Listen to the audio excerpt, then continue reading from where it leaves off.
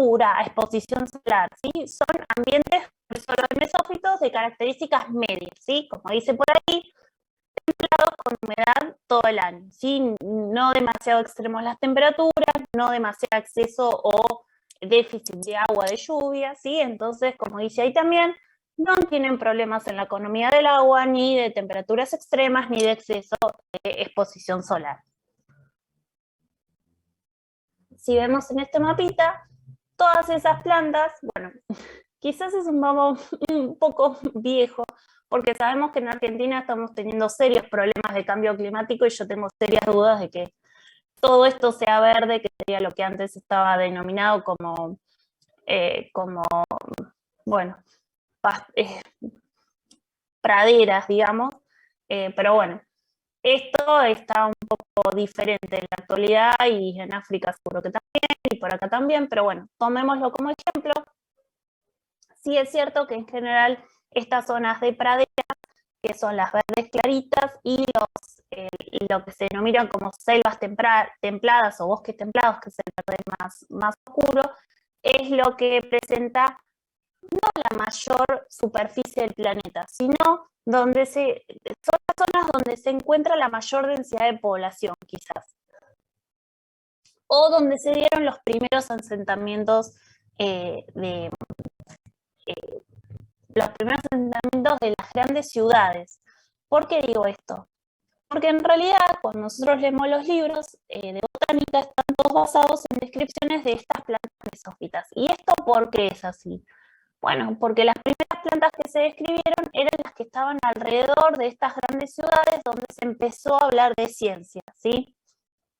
Ya sea desde Grecia antigua hasta Roma y después las distintas ciudades de civilizaciones modernas, ¿sí? Quizás los griegos, los romanos y por supuesto los egipcios tenían, sobre todo los egipcios, un gran conocimiento, incluso ahí estamos hablando de otro tipo de ambientes de plantas, pero todo ese conocimiento se quemó cuando quemaron la Biblioteca de Alejandría. Entonces, en realidad, la, la base sobre lo que se fundó o las bases de la botánica perdieron un montón de ese conocimiento. Por eso se dice que en general las primeras plantas que se describieron o de las que se tiene registro que se describieron fueron todos en estos ambientes medios, y por eso son las que abundan en los libros de texto básico. ¿Y esto por qué lo digo? Porque después, cuando se empezaron a dar las grandes expediciones de exploración a las selvas, al Amazonas, bueno, en distintos lugares del mundo, a los desiertos y demás, empezaron a ver que las características de la mayoría de las plantas, que son las que se encuentran fuera de todos estos lugares templados, donde está la mayor parte de la diversidad, sobre todo a lo largo de los trópicos, son bastante diferentes que las que usamos o las que mayormente incluso hasta hoy seguimos usando como base para las descripciones. Así que esto también me pareció interesante y es algo que nos invita a pensar también cómo es, o sea, eh, cómo terminamos estudiando determinadas especies como modelos o determinados tipos de estructuras como modelos, sea tanto para animales como para plantas. Y en el caso de Argentina, si pensamos, les digo, para mí esto cambió muchísimo, si estamos alrededor de esta parte centro del país, y si lo pensamos, acá las mayores, las principales primeras ciudades, ¿sí? Donde hubo asentamientos, donde se desarrolló grandemente en sus principios los distintos desarrollos culturales, Buenos Aires, acá, bueno, Córdoba ya estaría un poco por acá, pero bueno, grandes ciudades Rosario, todas estas grandes ciudades que se ubican en esta zona, ¿sí? Después, por suerte, se ha expandido el conocimiento a lo largo de todo el país, y ahora tenemos grandes investigadores de punta a punta, donde podemos caracterizar distintos estudios, y eso nos permite conocer las particularidades que tenemos tanto de las plantas como de los animales en todos los lugares del país. Y eso es súper interesante, y súper interesante también a veces poder tener esa mirada, decir, bueno, ¿qué pasa en otros lados? Porque por ahí todo nos pasa que sabemos lo que pasa acá en donde está nuestra universidad, donde estamos estudiando, pero a lo largo del país las condiciones son muy diferentes y es donde encontramos distintas cosas que está bueno conocer. Bueno, entonces volviendo un poco a las plantas, tenemos características de estas plantas mesófitas que viven en ambientes medios. Bueno, van a tener hojas simples, ¿se acuerdan? Hojas simples, hojas compuestas, y en general el tamaño de las hojas es, como todo, mediano, ¿sí? No son ni muy chiquitas ni son muy grandes. En cuanto a la anatomía de la hoja, si repasamos lo que ustedes seguramente ya estudiaron, las cutículas son delgadas, ¿sí? Sobre la epidermis, tienen clorénquima metalizada y clorénquima esponjoso, ¿sí? Hacia una y otra cara de la hoja. ¿Se acuerdan que cuando hay hacia un lado clorénquima empalizada y hacia el otro lado clorénquima esponjoso, esto se denomina mesófilo de tipo dorsiventral? ¿Por qué dorsiventral? Porque tiene algo diferente en el dorso que en el vientre, ¿sí? Eso es, el término dorsiventral viene de uso animal, pero sin embargo lo seguimos usando en botánica. Y en este tipo de hojas, los estomas los vamos a encontrar solo en la cara abaxial. ¿Por qué? Porque en general estas hojas tienen un ángulo de inclinación o están dispuestas en el tallo en una inclinación tal que la mayor radiación la absorbe, digamos, la epidermis superior. Entonces, por una mínima presión de los estomas, se ubican solo en la epidermis. ¿Sí? Básico, central, y los estomas mayormente en la epidermis abaxial. Características clásicas de la mesófita tipo que seguramente ya habrán estudiado. ¿Y qué podemos decir de tallos y de raíces? Bueno, los tallos, un tallo clásico de una mesófita tiene una corteza delgada, ¿sí? Y los haces vasculares en general están bastante cerca de la epidermis con una médula bastante grande, ¿sí? ¿Esto por qué? Bueno, debido a que no hay tanta, como las condiciones de humedad son medias, no hay tanta presión de escape, ¿sí? De agua desde los tejidos de la planta hacia el exterior, entonces no hay ninguna, digamos, entre comillas, necesidad de protección de estos tejidos. Y en el caso de las raíces, solemos tener cortezas, con bastantes capas, ¿sí? Formadas por bastantes capas de células parenquimáticas. La endodermis clásica, que siempre la vamos a encontrar en las raíces debido a su función, y una estera clásica también de raíces. En este caso, la característica que más salta a la vista es esto, que es la corteza con varias capas de célula, y en este caso es porque, como hay abundancia en cuanto a cantidad de agua, o digamos, no es que haya abundancia, no hay déficit, está en condiciones óptimas, no hay ningún problema en que el agua tenga que recorrer toda esta distancia desde los pelos, ¿sí? Radicales hasta encauzarse a la estela para ser absorbida, ¿sí? Eso es, digamos, como lo base en una mesófita. En tallos, cortezas delgadas con médulas bastante grandes. En raíces, cortezas gruesas, ¿sí? Y gruesas o con varias capas de células, ¿sí? Y básicamente esas son, como a grandes rasgos, las características que podríamos o que tendríamos que tener frescas como patrón para comparar con las plantas de los ambientes que vamos a ver ahora en un ratito.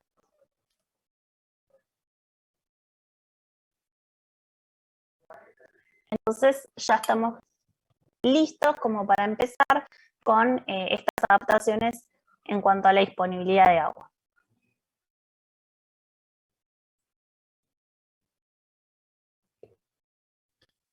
Empezamos con las plantas xerófitas, que por allá, así como tienen ejemplos de otros grupos que vamos a ver ahora en un ratito, también tienen bastantes ejemplos de plantas de este grupo, ¿sí? Por ahí, por la zona.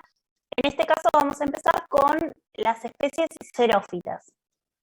¿Qué es una especie xerófita? Básicamente es una especie, o son aquellas especies que pueden habitar en zonas muy secas. Podemos caracterizar un poquito más ese ambiente, sí, como tienen ahí que se detalla, se desarrollan en ambientes con escasa humedad, ¿sí? Y alta radiación solar. Eso suele ser bastante frecuente y van de la mano. Los ambientes secos, además de tener escasas precipitaciones, lo que hace que la humedad sea bastante baja, están expuestos a altas radiaciones solares. Y entonces las plantas tienen problemas en la economía del agua, están expuestas en general a temperaturas extremas, ¿sí? Porque acuérdense que siempre la humedad, o así como es la cercanía al mar, siempre el agua regula un poco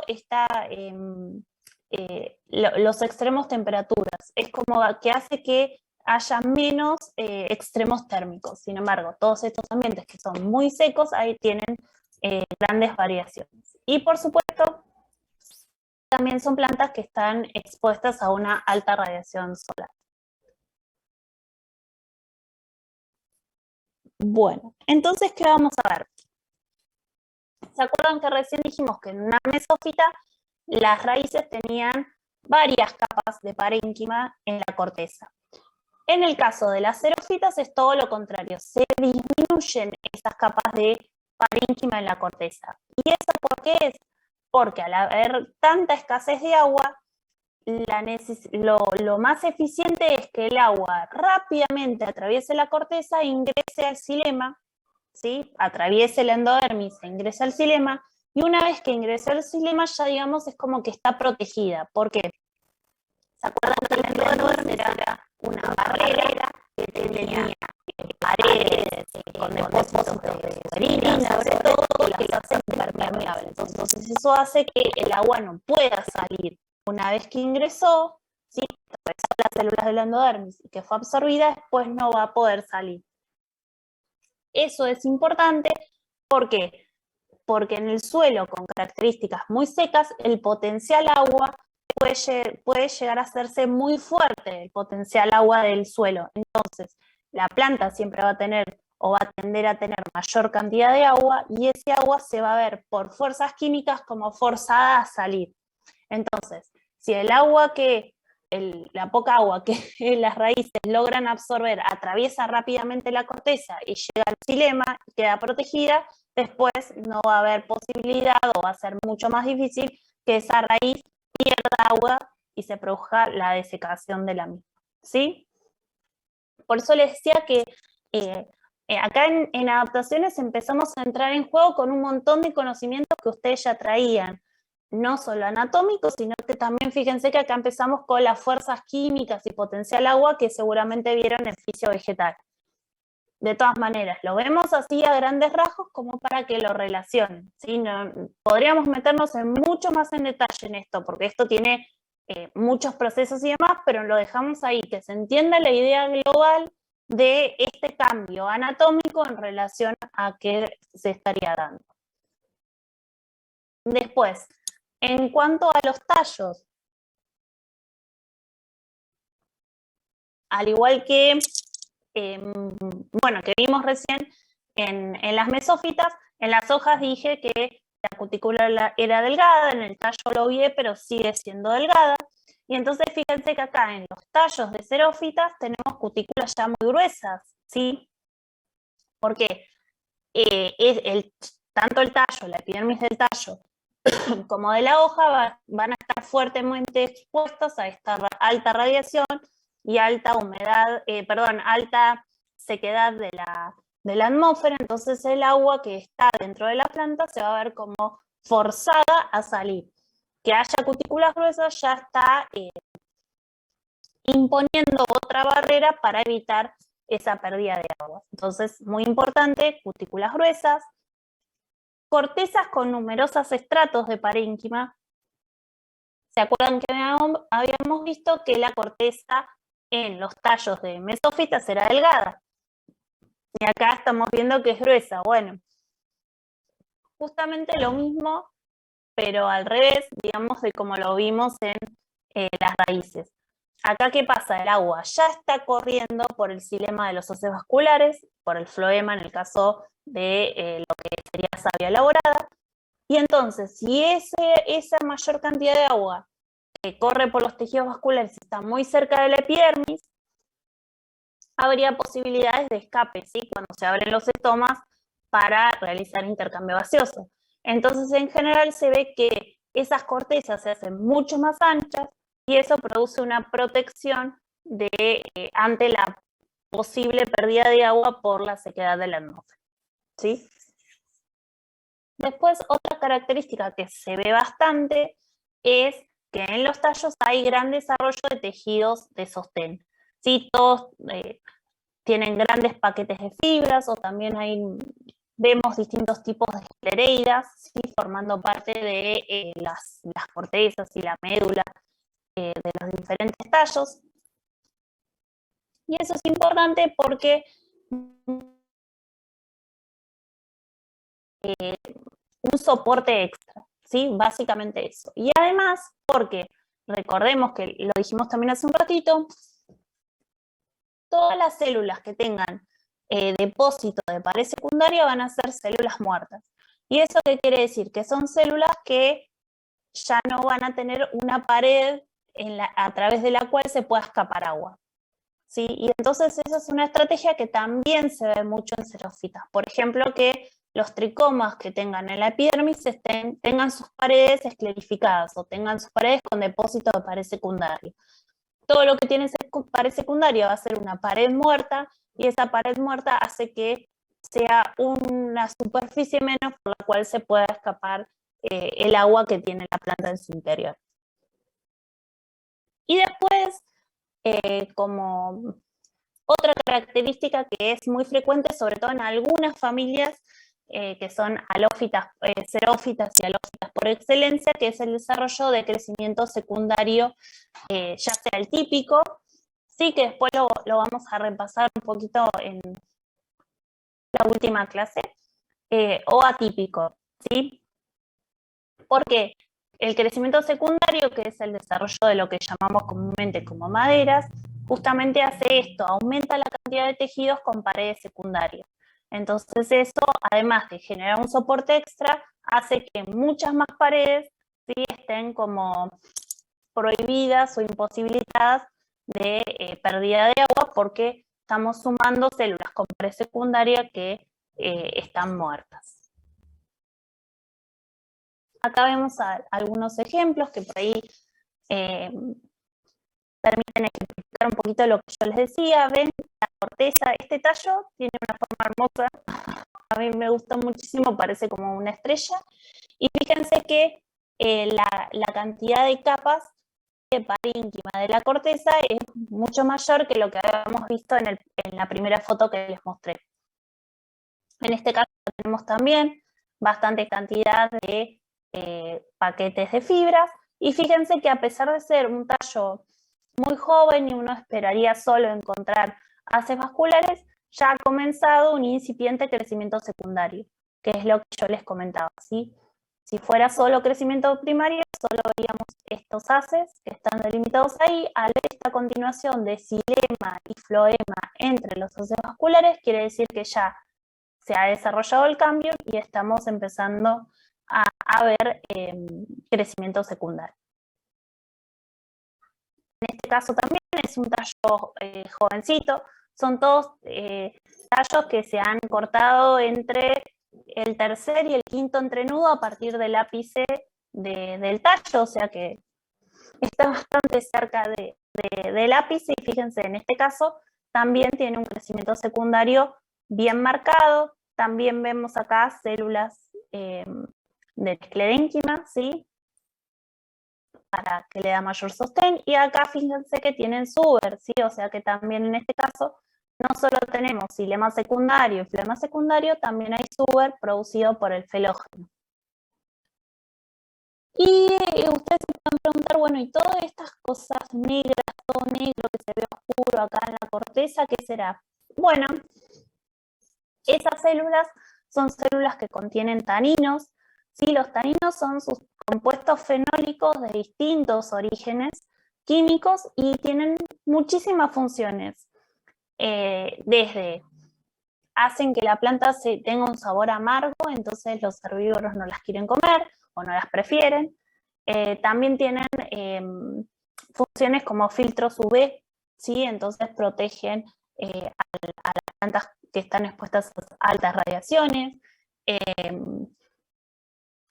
Tienen también, por ejemplo, las plantas que viven en zonas donde están bastante tiempo bajo nieve, tienen una acción que funciona como un anticongelante, entonces muchas de esas plantas también acumulan gran cantidad de taninos, y así podríamos tener miles de ejemplos y miles más que se siguen como descubriendo año a año.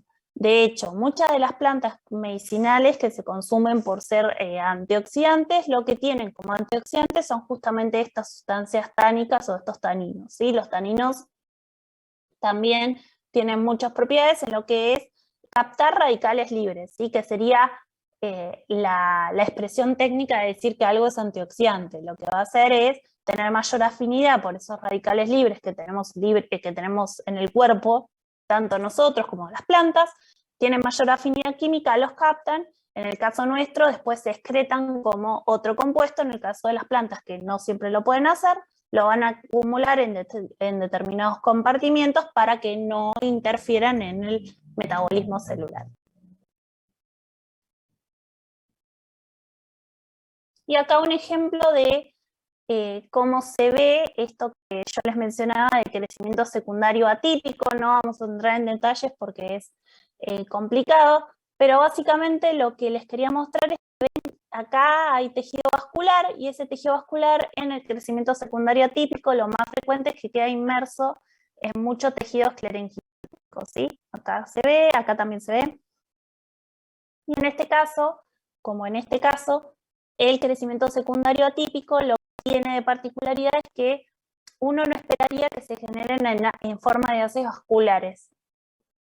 ¿Sí? Nosotros estudiamos que el crecimiento secundario, como vimos antes, se genera como en un anillo continuo. Sin embargo, en estos crecimientos atípicos se siguen generando haces vasculares del crecimiento secundario, y en este caso están inmersos en esta matriz de esclerénquima. Esto hace que en las xerófitas estos tejidos vasculares estén más protegidos, ¿sí? Entonces es una estrategia bastante frecuente en especies de esta zona. Y para terminar este grupo, nos falta un órgano que son las hojas, y desde el punto de vista morfológico lo que vemos es que las hojas de las xerófitas son muy chiquitas, ¿sí? Se reduce muchísimo el tamaño.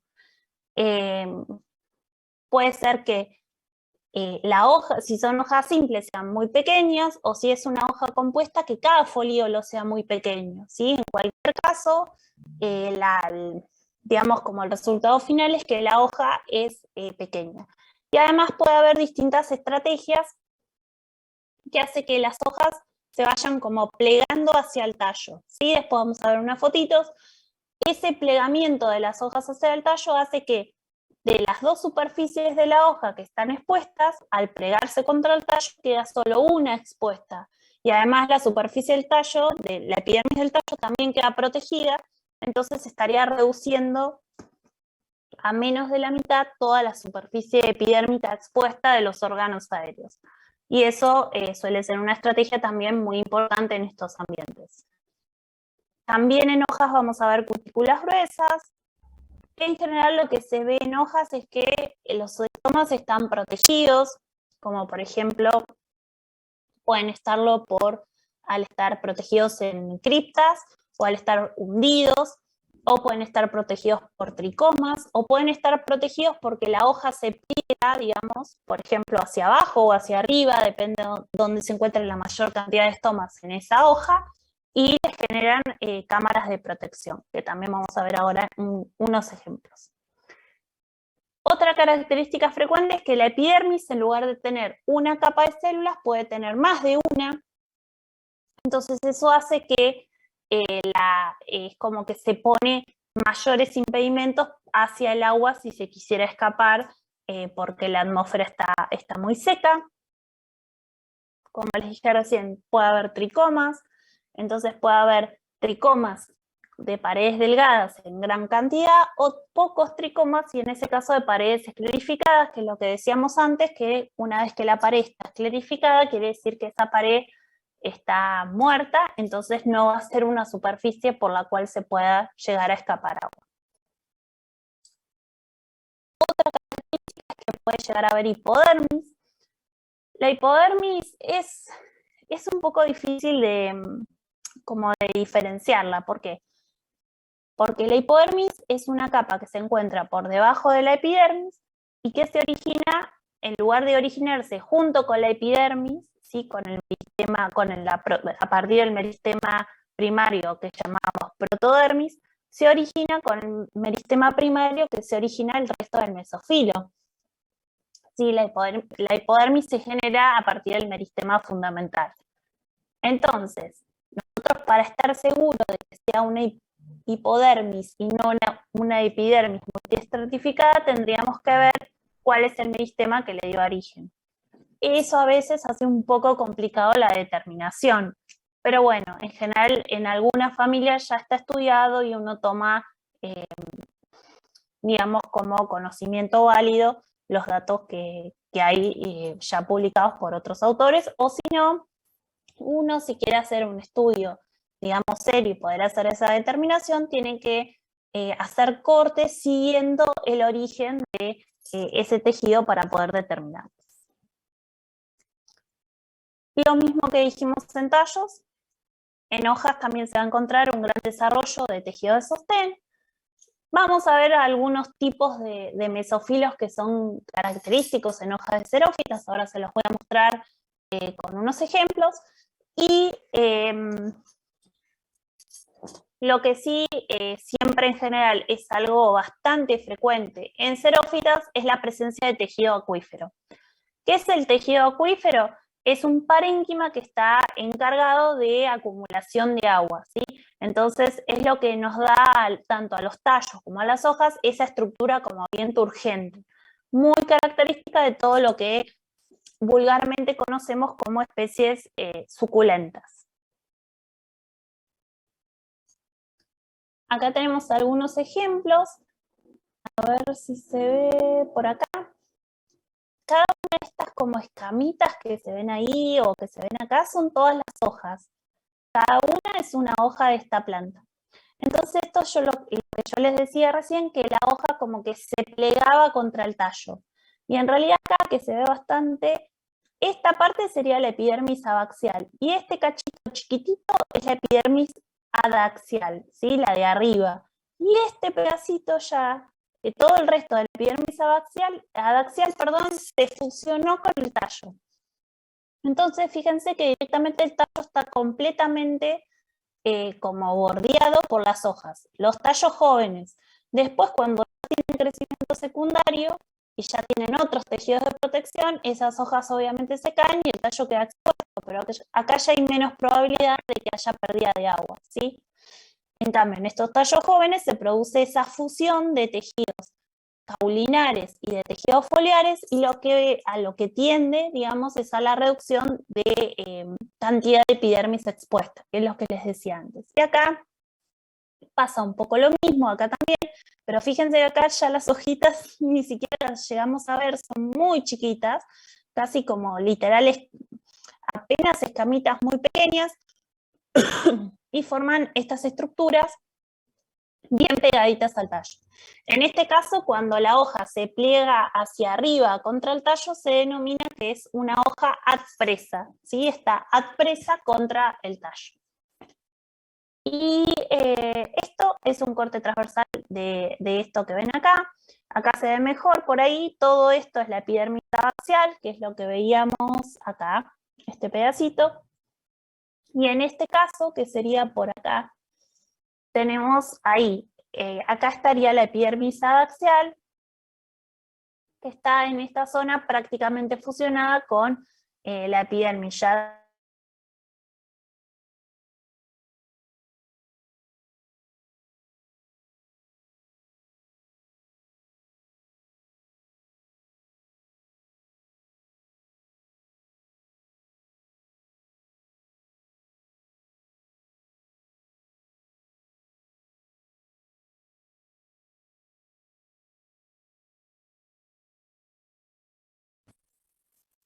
Ay, se me había cortado y volvemos.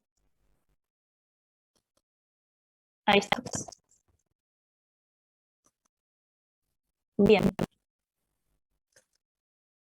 Les estaba diciendo que en corte transversal, si miramos esta parte de acá, ¿sí? Todo esto es el tejido acuífero, que es lo que le da ese aspecto de como suculento a la hoja, ¿sí? De carnoso. Si vemos estas hojitas, ven que tienen ya este aspecto carnoso, a pesar de ser muy pequeñas, y esta zona es lo que sería el tejido acuífero, que se ven como células parenquimáticas grandes, redondas, porque están muy llenas de agua y pareciera como que estuvieran vacías, ¿sí? No tienen cloroplastos. Y acá vemos los haces vasculares, que son un poquito raros, pero hasta acá, para esta zona está el xilema y acá está el floema. ¿Sí? Entonces, esta sería la epidermis superior y esta es la epidermis inferior. ¿Sí? Recuerden que siempre el xilema se ubica hacia la epidermis superior de la hoja. Y en este caso es la otra estrategia que yo les decía, los bordes de la hoja se recubren hacia abajo, entonces generan estas cámaras y en esta epidermis abaxial es donde se encuentran los estomas que quedan protegidos por esta cámara que la misma hoja hace al recurvarse hacia abaxial. Y fíjense que además en este caso vemos distintos pelos, o sea que los estomas están protegidos por esa cámara que genera la hoja al curvarse y además también por los pelos. Acá tenemos un ejemplo de lo que sería un estoma a nivel de la epidermis, ¿sí? Acá están las células epidérmicas, ahí tienen las oclusivas, acá hay otro. Y en este caso, fíjense que acá estas son las células epidérmicas y acá los estomas están un poco por debajo, ¿sí?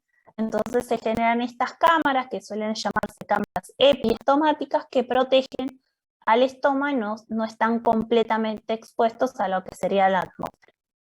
Acá es otro ejemplo y fíjense que esa cámara epiestomática se genera por estas papilas de las células anexas. Y aprovecho esta foto, fíjense que el grosor de la cutícula, que se ve como con esa sombra bien rosadita, acá también se ve mejor, que es diferente de esto, que es el grosor de la cara de la pared, perdón, de la célula epidérmica. O sea que acá sumamos célula epidérmica con pared gruesa más cutícula también gruesa. Y acá tienen las dos células oclusivas. Fíjense que acá las células oclusivas no llegan a la misma altura que las células anexas, son un poquito como más chatitas, y se genera esa cámara epistomática bastante más reducida. Y acá tenemos un ejemplo bien típico de lo que sería un estoma hundido, donde acá están las células epidérmicas, esta es la célula anexa, que tiene una forma como rara, como que se hunde un poco del nivel de la epidermis, y las células oclusivas quedan aún más por debajo. Y esta es toda la cámara que se genera encima. ¿Sí? Viene un ejemplo típico de lo que sería un estoma hundido.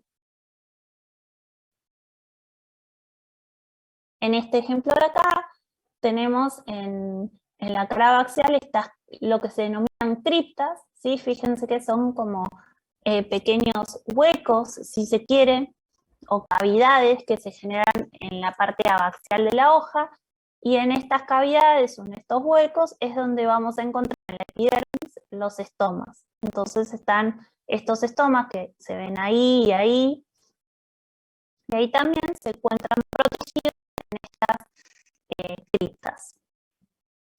Y algo importante que se ve muy bien también en esta foto, fíjense la epidermis, una capa, dos capas, ¿sí? Lo que decíamos de epidermis multiestratificadas. En este caso tienen dos capas, ¿sí? La epidermis está formada por dos capas de células epidérmicas en lugar de uno, que es lo usual. Y otra característica también importante a mencionar es el tipo de mesoclio de esta hoja, que fíjense que tiene una capa, dos capas, todo esto de empalizada hacia la epidermis axial. Y si vemos acá también hay una capa, dos capas de empalizada hacia la epidermis abaxial, y en el centro, fíjense que tenemos clorénquima esponjoso, ¿sí? Entonces, este tipo de mesofilo, donde hay clorénquima empalizada, esponjoso y vuelve a haber empalizada, se denomina de tipo isobilateral, ¿sí? Entonces vimos antes el dorso ventral que tenía empalizada hacia adaxial y esponjoso hacia abaxial. Ahora le sumamos otro tipo de mesofilo, en este caso característico de xerófitas, que es isobilateral, empalizada, esponjoso y empalizada. Puede ser que en algunas especies la cantidad de esponjoso sea muy pequeña o incluso pueda ya directamente no encontrarse. Estas variaciones también son frecuentes.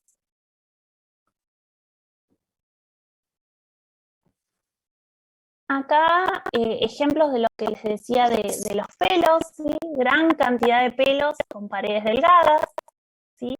O acá vemos, estos son como esta parte, sí, la parte libre del pelo. Gran cantidad de pelos, también puede pasar que estén con paredes esclerificadas, ¿sí? Como se ven acá todos estos, acá tienen un detalle, ¿sí? Todos los pelos, la parte distal de ese pelo ha depositado pared secundaria, la parte basal no.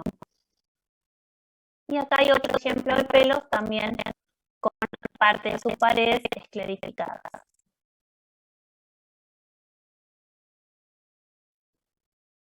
Entonces, ¿qué pasa?